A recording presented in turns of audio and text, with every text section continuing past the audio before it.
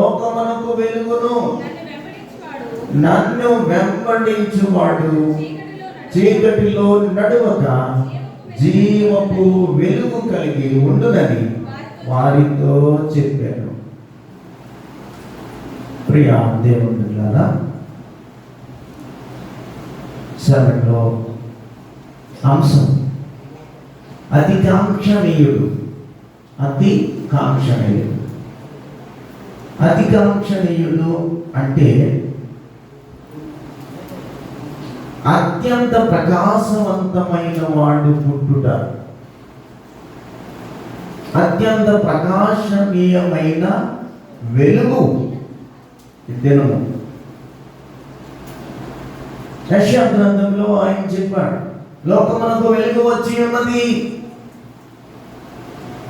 ఇప్పుడు యేసుక్రీస్తు ప్రభువు చెప్పి ఉన్నాడు ఈ యోహాను సువార్త 8వ అధ్యాయం, నేను లోకమునకు వెలుగై ఉన్నానని ప్రభు తెలియదు. వెలుగు లేకపోతే మనం చీకటిలో జీవించలే. ఎన్నో తాత్కాలికమైనటువంటి వెలుగులు ఉంటాయి, కానీ శాశ్వతమైనటువంటి వెలుగు లేకపోతే ఈ లోకంలో మనం జీవించలేము. కాబట్టి ఈ దిన అంశము అతి కాంక్షణీయుడు, ప్రియమైన వాడు అర్థం, లేకుంటే కోరదగిన వాడు యేసు ప్రభు. అతి కాంక్షణీయుడు అంటే అర్థం ప్రియమైన వాడు, కోరదగిన వాడు, అత్యంత ప్రకాశవంతమైన వాడు, ప్రాముఖ్యంగా పూజనీయుడు. ఆయన పూజనీయుడు. ఎంత వర్ణించారండి ఈ అధ్యాయంలో 10వ వచనం నుండి. సొలొమోను ఎంత చక్కగా వర్ణించాడు అంటే, ఈ అధ్యాయం అంతా చాలా ఆయన కళ్ళను గూర్చి, కాళ్ళను గూర్చి, తలను గూర్చి, నడుమును గూర్చి, ముఖమును గూర్చి, ఉయ్యాల్లో ఉన్నటువంటి బాలును గూర్చి వర్ణిస్తున్నాడు ఆయన. ఇది ఎప్పుడు జరగట్నా, ఇది ఇప్పుడు జరగట్నా? 2024 సంవత్సరాల క్రితం యేసుక్రీస్తు ప్రభు జన్మిస్తే ఎప్పుడో క్రీస్తు పూర్వము రాసినటువంటి మాటలు. ఆయన ఉయ్యాల్లో ఉన్నప్పుడు ఆయన ఇచ్చేటటువంటి వర్ణన ఎంత విశిష్టంగా ఉంది, ఎంత మనోహరంగా ఉంది. ఉయ్యాల్లో ఒక బాలుడు ఉన్నాడు, మీరు వెళ్ళారు చూశారు. అబ్బా, పిల్లోడు ఎంత అందంగా ఉన్నాడు, ఈ అమ్మాయి ఎంత అందంగా ఉంది. ఆ మొహాన్ని చూసి నువ్వు పోలిస్తావు, ఆ కాళ్ళను చూసి పోలిస్తావు, ఆ తలను చూసి ఒక్కొక్కసారి బలమైన మాట అంటాం. మీ అమ్మకడుపులో ఇంత తలంటిపై ఎక్కడ పెంచవు, ఎక్కడ పెంచుడు, కానీ ఎంత తల ఉందండి, ఎంత అందంగా ఉంది. ఈ అధ్యాయం అంతటిలో అతని నొక్కులుగా కనబడుచున్నవి, అతని నేత్రములు నదీ తీరముల్లో కనబడుతాయండి. యేసుప్రభు యొక్క కళ్ళు నదీ తీరంలో కనబడు, ఇంకా చక్కగా దాచిన రత్నము వలె పాలతో కలిగిన కళ్ళు యేసుప్రభు.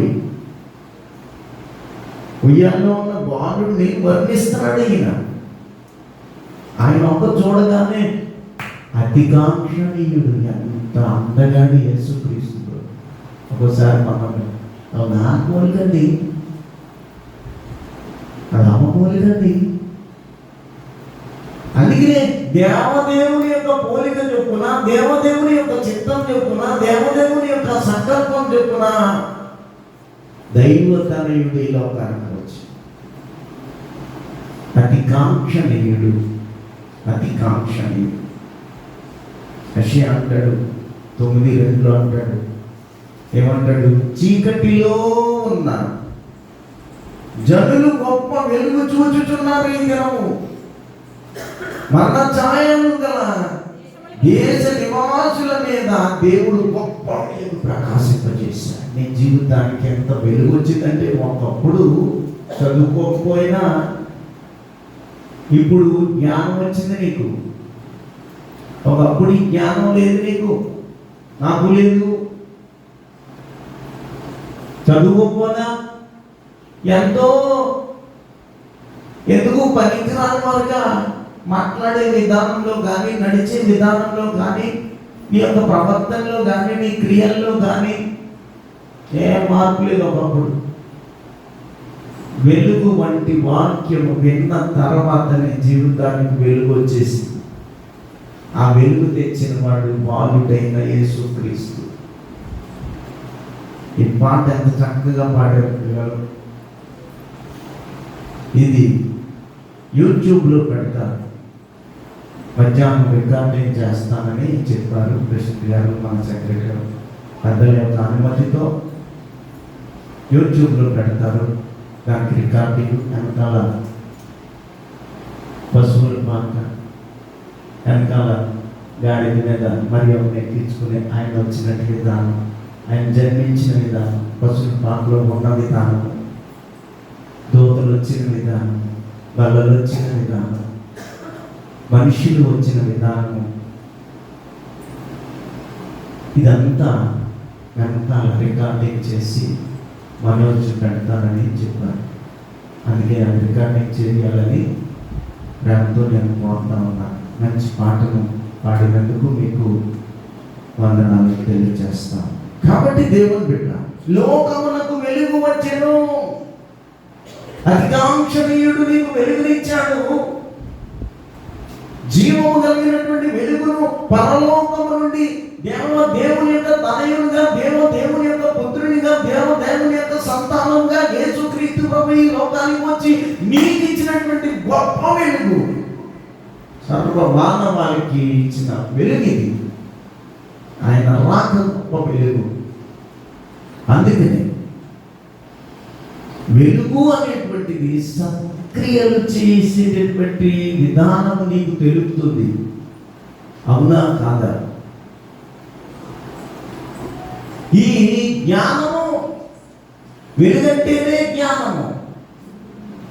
ఈ వెలుగు నీ జీవితానికి ఉందనుకో, మంచి పనులు చేసేటటువంటి విధానం నేర్పుతుంది, మంచి సహవాసాన్ని నేర్పుతుంది. అది చీకటితనము నీ జీవితంలో. చీకటి అంటే పాపము. పాపము ఉంటే ఎవరితోనూ మనం ఉండలేము. అధికాంక్షణీయుడు అంటే మహా వెలుగు. ఆ వెలుగు నీతో ఉండాలి. అందుకే యేసుక్రీస్తు ప్రభు అంటాడు కదా, మత్తయి సువార్తలో అంటాడు. ఏమంటాడు ఆయన? 5వ అధ్యాయం 16వ వచనంలో యేసు ప్రభు అంటాడు, ఏమంటారంటే, మనుష్యులు మీ సత్క్రియలను చూచి పరలోకమందున్న మీ తండ్రిని మహిమపరచున్నట్లు వారి ఎదుట. ఎందుకంటే వాక్యము, ఈలో వాక్యం ఉందనుకో, నీ మొహం ప్రకాశిస్తుంది, నీ కుటుంబం ప్రకాశిస్తుంది, నీ జీవితం ప్రకాశిస్తుంది. ఈ ప్రకాశవంతమైనటువంటి నిన్ను చూసి ఇతరులకు ఆదర్శవంతంగా ఉంటాము అనేటువంటి సత్యాన్ని యేసు ప్రభువే మాట్లాడుతాం. మీ వెలుగు ఇతరులకు పంచా. నీ ముఖాన్ని చూచినప్పుడు, నీ కుటుంబాన్ని చూచినప్పుడు, నీ సంఘాన్ని చూచినప్పుడు ఇది వెలుగు. వారి జీవితానికి అధికాంక్షణీయుడు వారిలో ఉన్నాడు. కాబట్టి మనందరికీ ఆదర్శవంతంగా ఉన్నాడు అనేటువంటి సత్యాన్ని గ్రహించేలాగా మనం ప్రవర్తించాలి. నీ క్రియలో కానీ, మాటలో కానీ, నడవడికలో కానీ, ప్రవర్తనలో కానీ, నీ యొక్క చేష్టలు ఇవన్నీ పొరుగు వారికి ఆదర్శంగా ప్రకాశనించుడి అని ఆయన వాక్యం తెలియజేస్తారు. లేము తేజరి మీకు మాట. ఒకసారి ఒక ఆయన ఏ వ్యాపారం చేసినా హైలైట్ అవుతలేదు, ఉద్యోగం చేసినా నేను ఉన్నతమైన స్థితిలో ఉండలేదు, నష్టపోతున్నాను, ఎప్పుడూ నష్టపోతున్నాను నేను. ఏ వ్యాపారం చేసినా కానీ నష్టపోతా ఉంటారు అని ఈయన ఏం చేశాడంట, జూ పెట్టాడు. జూలో ఏముంటాయి కదా, రకరకాల జంతువులు. జూ పెట్టి 50 రూపాయలు టికెట్ అవ్వండి. ఎవరు రాలేదండి. 30 రూపాయలు టికెట్ అన్నాడండి, ఎవరు రాలేదండి. 10 రూపాయలు అన్నాడు, ఎవరు రాలేదు. ఇంకా అనుకున్నాడు, ఈ వ్యాపారం కూడా నష్టపోయాము, నా జీవితానికి వెలుగు లేదు. ఏ పని చేసినా, వ్యాపారం చేసినా, ఏం చేసినా నా జీవితానికి వెలుగు లేదు. చింతిస్తున్నాడు, బాధపడుతున్నాడు, నలిగిపోతా ఉన్నాడు. సరే, మళ్ళా దేవుని వాక్యం వినవాడే కొన్ని తెలివితేటలపై. దేవుని వాక్యం ఉంటే తెలివి వస్తుంది, వివేకం వస్తుంది, ప్రజ్ఞ వస్తుంది, కృప వస్తుంది, కనికరం వస్తుంది, వాత్సల్యం వస్తుంది, దేవుని దయ వస్తుంది, అన్నీ వస్తాయి వాక్యం జాగ్రత్తగా. ఇలాంటి ఈయన కూడా అనుకున్నాడు, ఇలా కాదు ఒక పని చేయాలని. ఫ్రీ అని రాసి ఈ జూలోకి వచ్చి చూసిన వాళ్ళందరికీ ఫ్రీ, 1 రూపాయి కూడా కట్టక్కర్లేదు. అందరూ మీరు అందరూ వెళ్ళిపోయారు. ఫ్రీ అంట, అన్నీ చూడొచ్చు అని అందరూ వెళ్ళిపోయారు. అందరూ వెళ్ళిపోతే వెంటనే మనవాడికి మంచి ఆలోచన వచ్చింది. గేట్ తాళం వేసాడు, ఒక పుల్లు వదిలేసాడు.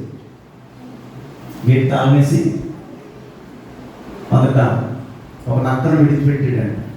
అది పరిగెట్టుకుంటా వచ్చింది. ఇలా ఇలా చూసి అందరూ చూసి, ఏంటి జంతువు ఎక్కడ వస్తుంది, ఎవరికి వస్తుంది జంతువు, ఏం చేయలేదు, ఏం చేయాలంటే ఏం చేయాలి, నిజం జాగ్రత్తగా ఉంటుంది. వెంటనే అక్కడ ఒక బోర్డు తగిలించింది, ఎవరన్నా బయటికి వెళ్ళాలంటే టికెట్ 500 అన్నాడు. ఏం చేయాలి, మనోడు బాగా వాక్యం ఇది తెలివితేటలు ఎక్కువైపోయి ఉంటాయి. క్రైస్తవుడే బోర్డు దగ్గర 500, అంతకంటే ముందెళ్ళాలంటే 1000, అంతకంటే ముందెళ్ళాలంటే మూడు ఆప్షన్స్ పెట్టాడంట. 2000. అందరూ ముందరికి వచ్చి, ఎవరైతే ముందుకు వచ్చారో ముందెళ్ళాలి.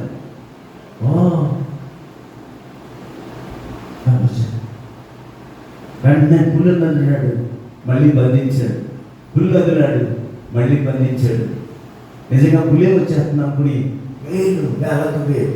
ఒకప్పుడు జ్ఞానం లేనివాడు, ఒకప్పుడు వెలుగు లేనివాడు, అందరూ వేలకు వేలు అక్కడ పడేస్తూ ఉంటే అప్పుడు అనుకున్నాను,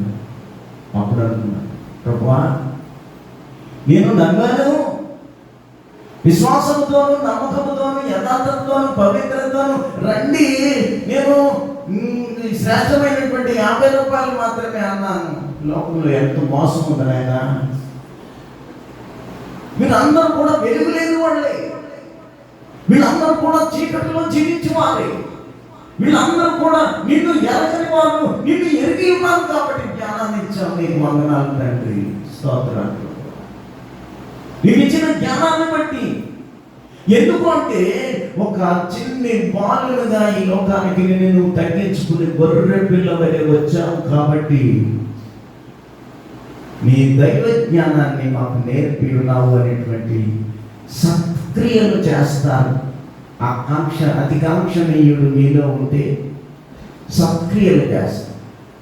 సత్క్రియ అంటే మంచి కార్యాలు, మంచి మాటలు, మంచి ఉద్దేశాలు, మంచి పనులు, మంచి విధానమును నేర్చుకుంటారు. యేసుక్రీస్తు వెలుగు నీలో ఉంటే వెలుగు ప్రకాశించను లేమో తేజరిల్లుము. దినము ఎస్సిటిసిలో లైటింగ్ పెట్టేస్తారు. చర్చ అంతటికి దీపారాధనని ఒక ఆరాధన జరిగేస్తారు. మొదటి రోజు, మొదటి ఆదివారం లైటింగ్ పెట్టేసి ఎవరికి వాళ్ళే స్టూడెంట్స్ కదా శ్రమ లేకుండా పనిచేస్తారు. లోకానికి వెలుగు వచ్చిన రోజు ఇది, శ్రేష్టమైన రోజు ఇది, మనోహరమైన రోజు.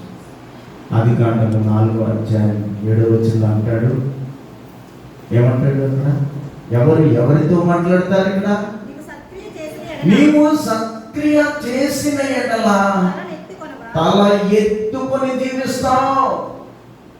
సత్క్రియ చేయని ఎడల నీ వాకిట పాపము వంచి ఉన్నది. జాగ్రత్త. మంచి పనులు చేయాల, మంచి ఉద్దేశాలు ఉండాలి.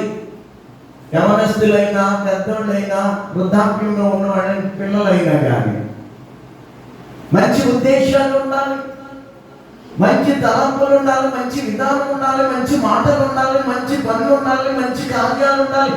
ఇదే వెలుగు. అతికాంక్షణీయుడు సత్క్రియలు చేయమని చెప్పి ఉన్నాడు. ఈమె అంటుంది అలాగే, నా జీవితానికి అతికాంక్షణీయుడు ఉన్నాడు కాబట్టి నా జీవితం అంతా వెలుగే.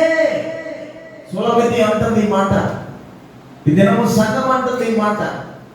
దేవుడు నా పక్షాన ఉన్నాడు కాబట్టి నా జీవితంలో వెలుగు ఉన్నది, సంతోషం ఉన్నది, సమాధానం ఉన్నది అని ఈ సులభతి శ్రేష్టమైనటువంటి మాటలు తెలియజేస్తాం. కాబట్టి దేవుల్లో ఉన్నాము అంటే శ్రేష్టమైన వెలుగును కలిగి ఉండాలి. రెండవది సంతోషాన్ని ఇస్తాడు దేవుడు.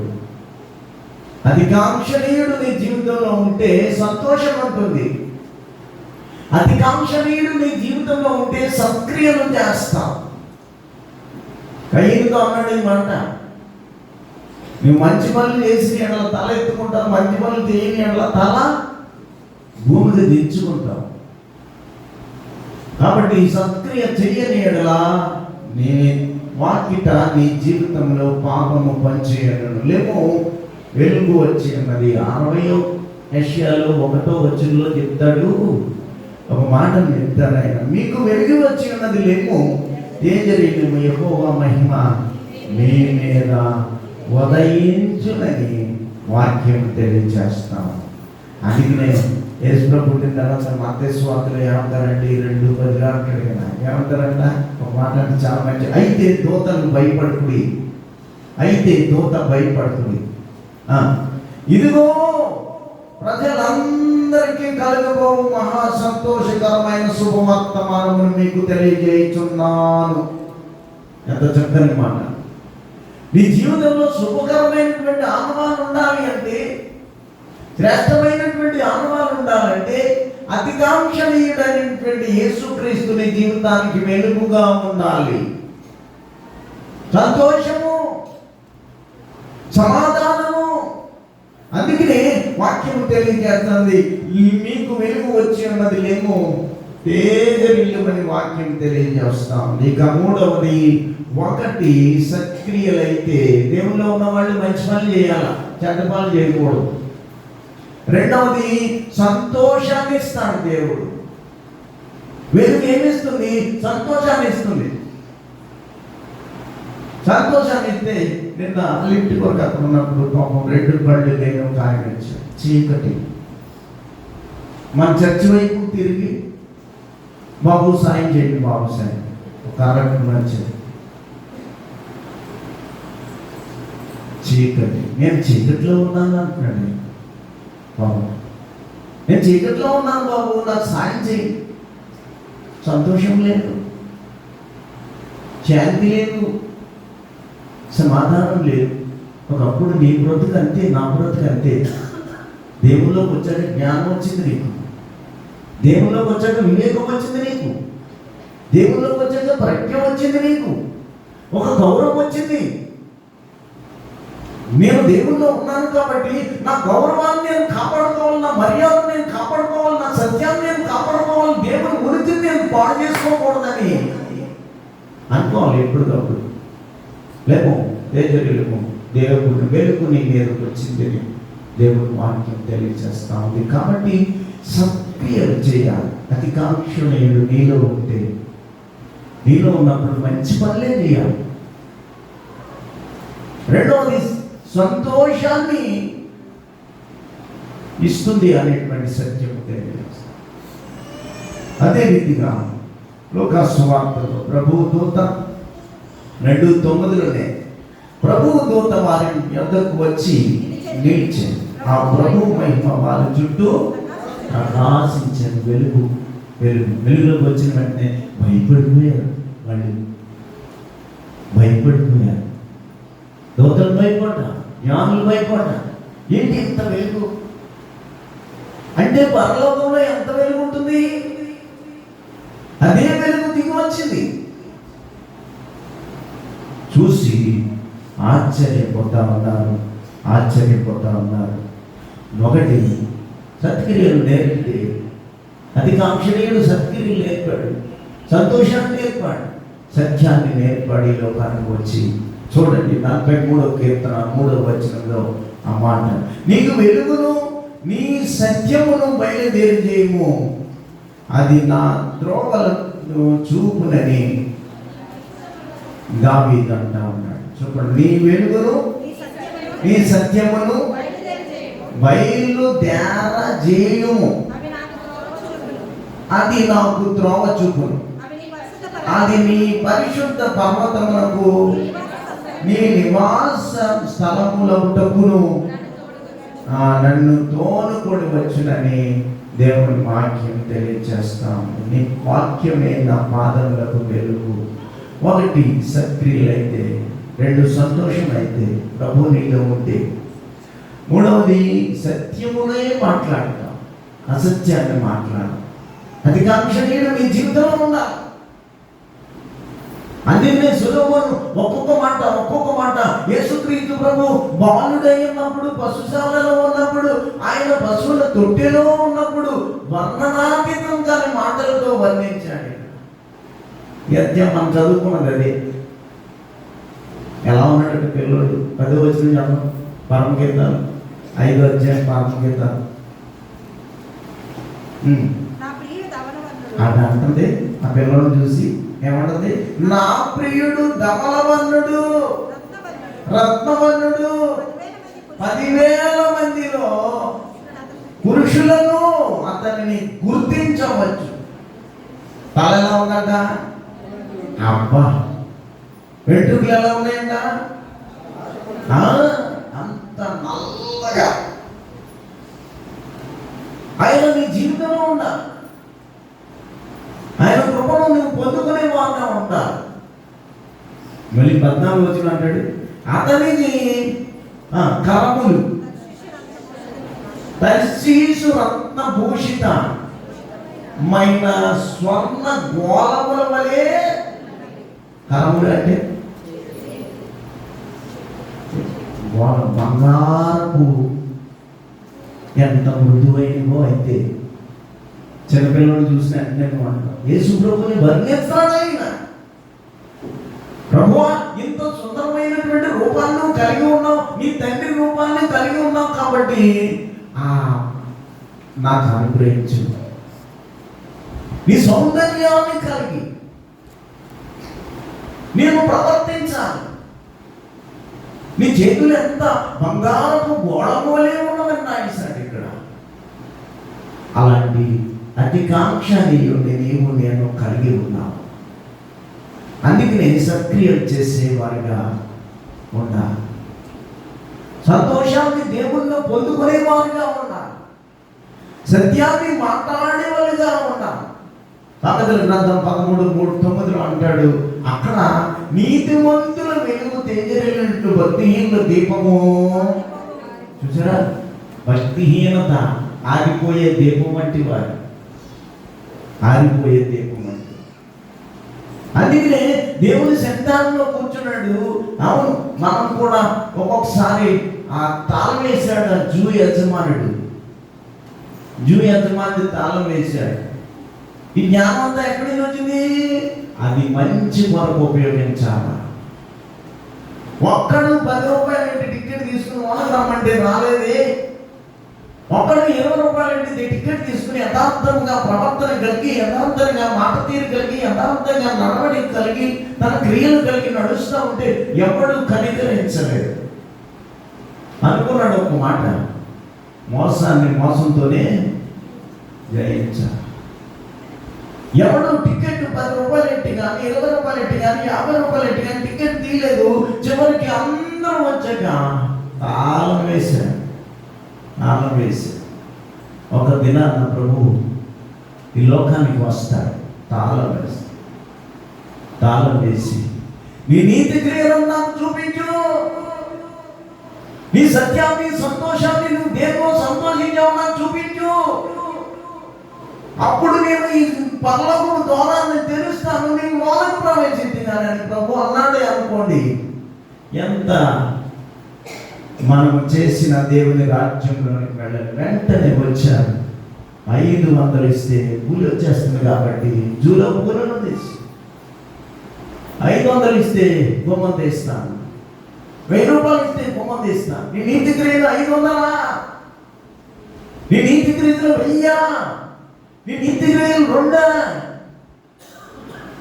ఒక్కసారి నన్ను నేను పరిచయం చేసుకోవాలి, పరిశుద్ధత కలిగి ఉండేవారుగా ఉండాలి. దేవుని మాటలు వింటున్న మీరు ఏ రీతిగా ఉన్నాం? ప్రభు యొక్క బలలో ప్రవేశిస్తున్న మనము, ప్రభు బలను స్వీకరిస్తున్న నీవు ఏ రీతిగా ఉన్నాం? దేవుని కలిగి ఉన్నాం. తండ్రిని తీసుకొని వచ్చాడంటే ఒక పెద్ద ఆయన యవనస్తుడు తండ్రిని తీసుకుని హండ్లోకి వచ్చాడు. తీసుకుని వస్తే టీ పట్టిస్తే తాగలేని స్థితిలో ఉన్నాడు తండ్రి. పక్కనే కొడుకు తెచ్చారు ఇడ్లీ, తెచ్చారు టీ, సమస్తము బట్టల మీద ఒలిగిపోయి. అందరూ పక్కన ఈ తింటన ఈయనంటాడు, ఏంటిది? తింటన ఈయనంటాడు, ఏంటిది? ఈ పెద్ద ఆయనకి ఇంటికాడ పెట్టవచ్చు కదా, ఈ పెద్ద ఆయనకి ఇంటికాడ పెట్టవచ్చు కదా. అంత వయసు ఉన్నవాడిని హోటల్ తీసుకురావడం ఎందుకు? అయ్యా నేను ఇలాగ హాస్పిటల్ తీసుకొచ్చాను కాబట్టి హోటల్లో తీసుకొచ్చాను, టిఫిన్ పెడదామని తీసుకొచ్చాను, మీరు అసహించుకోకండి నా తండ్రిని చూసి. ఈ డ్రెస్ అంతా పాడైపోయిందని, ఈ డ్రెస్ అంతా అసహ్యంగా కనపడుతుందని వాళ్ళు అసహించుకుంటున్నారంటే లోపలికి తీసుకెళ్ళాడు. బాత్రూంలోకి వస్త్రాన్ని తీసి మరలా ఉతికి మళ్ళా ధరింప చేసి తీసుకొచ్చి కూర్చోబెడితే అందరూ ఆశ్చర్యపోయారు. తనకు ఉన్నటువంటి వస్త్రాలు, తడి వస్త్రాలు తానేసుకుని పొడి వస్త్రాలు తండ్రికి వేసి తీసుకొచ్చిన తర్వాత తీసుకెళ్ళిపోతా ఉంటే అందరూ ఇలా చూస్తున్నారు. ఇలా చూస్తుంటే ముందరికి వెళ్ళారు. వాచ్మెన్ అన్నాడంట, అయ్యా ఇక్కడ ఉన్న వారందరికీ ఒక సత్యాన్ని విడిచిపెట్టి వెళ్తున్నారు, మీరు వాళ్ళు వదిలిపెట్టి వెళ్తున్నారు. ఆ ఒక్కటి ఏమిటంటే తండ్రిని ఎలా ప్రేమించాలో అది మాత్రము మీరు విడిచిపెట్టి వెళ్తా ఉన్నారు. దాన్ని బట్టి వాళ్ళందరూ నేర్చుకున్నారు. ఇంత సత్యమైనటువంటి విధానం వారిని, వారి తల్లిదండ్రులను ఎలా ప్రేమించాలో, తల్లిని ఎలా ప్రేమించాలో, తండ్రిని ఎలా ప్రేమించాలో, అన్నదమ్ములు ఎలా ప్రేమించాలో మీరు ఆ వస్త్రాన్ని మార్చి శుభ్రపరిచి నీకున్న వస్త్రాలు తండ్రికేసి తండ్రిని తడి వస్త్రాలు మీరేసుకున్నందుకు ఒక నీతిని విడిచిపెట్టారు ఈ హోటల్లో. ఇంతకుముందు ఎన్నడూ ఇలా చేయలేదు. ఆ జ్ఞానం మనకు రావాలంటే అతికాంక్షణీయుడు నీలో ఉండాలి. అతికాంక్షణీయుడైనటువంటి క్రీస్తు వెలుగు నీలో ఉండాలి. అందుకే తల్లిదండ్రులను ప్రేమించాలి, తల్లిదండ్రులను. అందుకే హోటల్లో ఏం చేశాడు? వస్త్రాలే ఇచ్చేశాడు. నిజమే, ఆ వెలుగును నీకు ఇవ్వడానికే యేసుక్రీస్తు ఈ లోకానికి వచ్చాడు. ఆ వెలుగును మనకు పంచడానికే ప్రభు ఈ లోకానికి వచ్చాడు. నువ్వు రక్షణ పొందావు, దేవునిలో జీవిస్తున్నావు, నువ్వు వెలుగును కలిగి ఉన్నావు. ఈ వెలుగును కలిగి లేని వ్యక్తుల కొరకు మనం ప్రార్థన చేసేవారిగా ఉన్నాం. సంతోషము నీలో ఉంటుంది, సత్యము నీలో ఉంటుంది, పరిశుద్ధత నీలో ఉంటుంది. ప్రభు అయినటువంటి ఆ సత్క్రియలు అనేటువంటి కలిగి ఉన్నప్పుడు ఇతరులకు పంచగలిగే స్థితిని నీకు ఇస్తాడు. ఆ ఇచ్చేవాడే అతికాంక్షణీయుడు. అతికాంక్షణీయుడు. సులమితి అంటుంది, సొలొమోను రాసిన మాటలు, నీవెంత సౌందర్యవంతుడవు, నీవెంత అపురూపం ఉంటుంది, 10,000 మందిలో అతి మనోహరుడవు, ధవలవర్ణుడవు, రత్నవర్ణుడవు. పాటలు రాశానండి. మృదు మధుర మాటలతో హృదివీణ వేదన స్వరమును శృతి చేసి సరిగమలే పాడనా, సరిగమలే పాడనా, మృదు మధుర మాటలతో హృదివీణ వేదన స్వరమును శృతి చేసి సరిగమలే పాడనా, సరిగమలే పాడనా. యేసయ్యా యేసయ్యా మెస్సయ్యా మెస్సయ్యా యేసయ్యా యేసయ్యా మెస్సయ్యా మెస్సయ్యా మధుర మాటలతో స్వరములు శృతి చేసి సరిగమలే పాడనా, సరిగమలే పాడనా.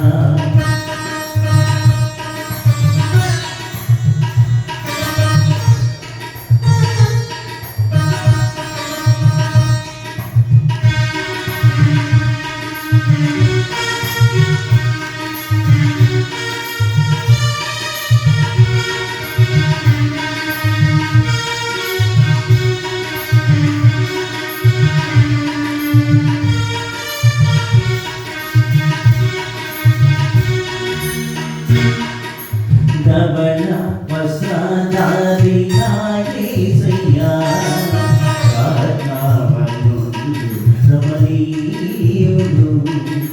సని స సని స సని గరిజమా, సని స సని సని గరిజమా.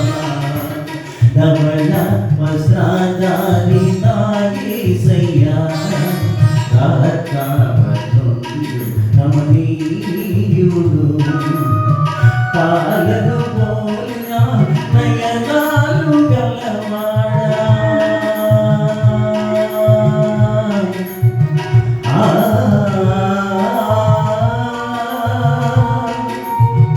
పాలను పోలిన నయనాలు గలవాడా. దేవన్నే అయ్యా యేసయ్యా దేవన్నే అయ్యా యేసయ్యా యేసయ్యా యేసయ్యా మెస్సయ్యా మెస్సయ్యా యేసయ్యా యేసయ్యా మెస్సయ్యా మెస్సయ్యా.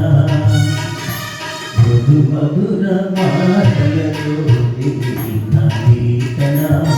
స్వరములు శృతి చేసి సరిగమలే పాడనా, సరిగమలే పాడనా. మృదు మధుర మాటలతో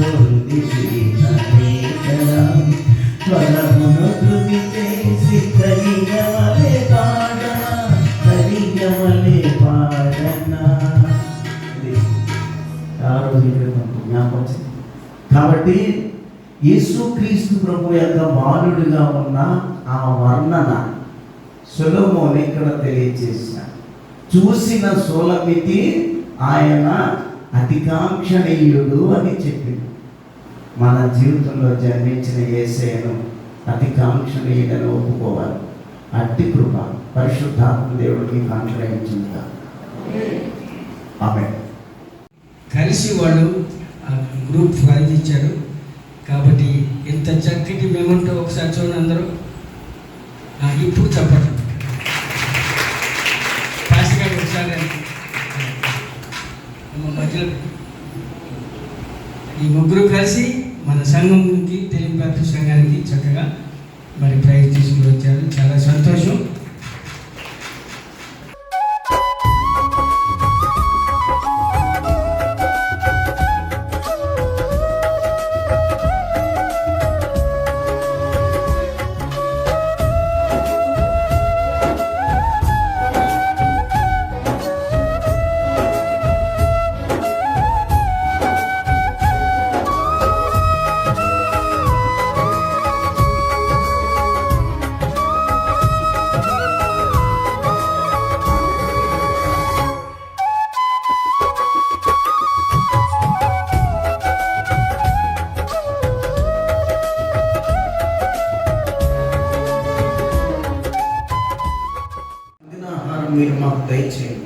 మరణస్తులను మేము క్షమించిన ప్రకారం మా రుణములను క్షమించుము.